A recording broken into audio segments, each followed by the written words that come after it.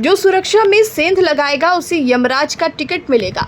मुख्यमंत्री योगी आदित्यनाथ के ये शब्द न सिर्फ आगाह करते हैं बल्कि एक नए उत्तर प्रदेश की तस्वीर खींचते हैं। एक ऐसे प्रदेश जहां अब अपराध के लिए कोई शरण नहीं, आतंक के लिए कोई छूट नहीं और सुरक्षा के साथ कोई समझौता नहीं। आजमगढ़ जो एक समय देश भर में आतंकवाद, कट्टरता और पिछड़ेपन के लिए जाना जाता था, आज विकास, साहस और संस्कृति की पहचान बन चुका है। इसी आजमगढ़ की धरती से मुख्यमंत्री योगी आदित्यनाथ ने गोरखपुर लिंक एक्सप्रेसवे का उद्घाटन करते हुए जब गरज कर ये चेतावनी दी कि जो सुरक्षा में सेंध लगाएगा उसे यमराज का टिकट मिलेगा, तो ये केवल एक चुनावी जुमला नहीं था, ये उस नीति की घोषणा थी जिस पर उनकी सरकार 7 वर्षों से बिना रुके काम कर रही है। मुख्यमंत्री ने अपने संबोधन में स्पष्ट किया कि 2017 से पहले की सरकारें डी कंपनी, दाऊद और माफियाओं साझेदार थी। आजमगढ़ जैसे जिलों को उन्होंने दहशतगर्दी का गढ़ बना दिया। युवाओं को रोजगार, शिक्षा और पहचान के बजाय बदनामी, डर और पलायन मिला करता था। लेकिन आज वही आजमगढ़ महाराज सुहेलदेव विश्वविद्यालय, मेडिकल कॉलेज, सड़कों, बिजली और सुरक्षा के नए प्रतीकों के साथ आगे बढ़ रहा है। सीएम योगी ने कहा कि अब प्रदेश की सुरक्षा पर कोई समझौता नहीं होगा।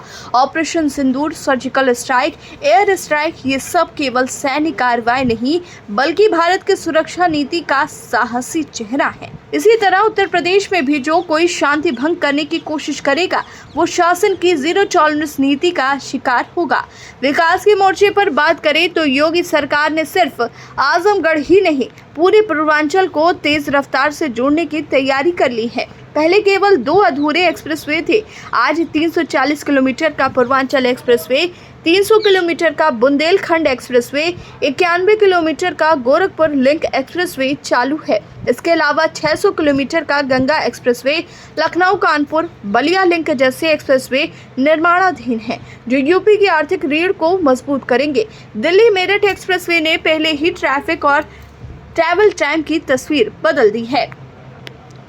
सीएम योगी ने कहा कि आज प्रदेश में 16 एयरपोर्ट हैं, जिनमें 4 अंतर्राष्ट्रीय स्तर के हैं। ये कनेक्टिविटी सिर्फ प्रदेश की ही नहीं बल्कि पूरे देश को नई रफ्तार दे रही है। उन्होंने भरोसा दिलाया कि इसी वर्ष के अंत तक प्रधानमंत्री नरेंद्र मोदी गंगा एक्सप्रेसवे का लोकार्पण करेंगे, जो प्रदेश को एक नई उड़ान देगा। सीएम योगी ने यह भी कहा कि जो लोग जाति और मजहब के नाम पर नौकरी और अवसर बांटते थे वो अब हाशिए पर हैं। अब यूपी में बिना किसी सिफारिश या पैसे के युवाओं को नौकरी मिल रही है।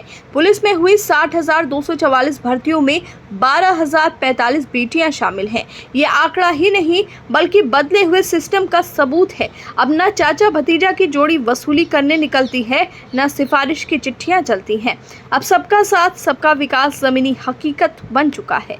आजमगढ़ के सांस्कृतिक पहलुओं की बात करते हुए मुख्यमंत्री ने कहा कि जिस जिले की पहचान पहले बम बारूद और बहकावे से थी, अब वही जिला हरिहरपुर के संगीत घराने, ब्लैक पॉटरी और आजमगढ़ की साड़ी से जाना जा रहा है।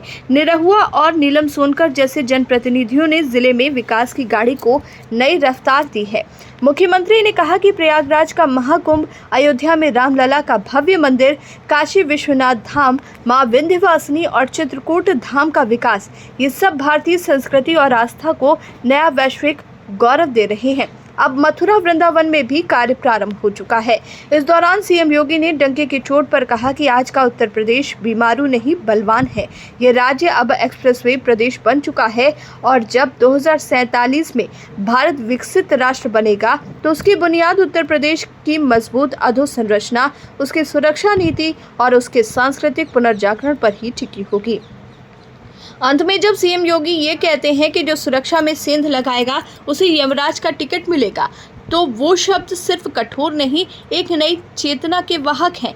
ये चेतावनी नहीं, वो भरोसा है जो अब हर उत्तर भारतीय के मन में बस चुका है कि अब ये प्रदेश न डरेगा न झुकेगा बल्कि सीधा सामना करेगा, विकास के पथ पर आत्मसम्मान के साथ।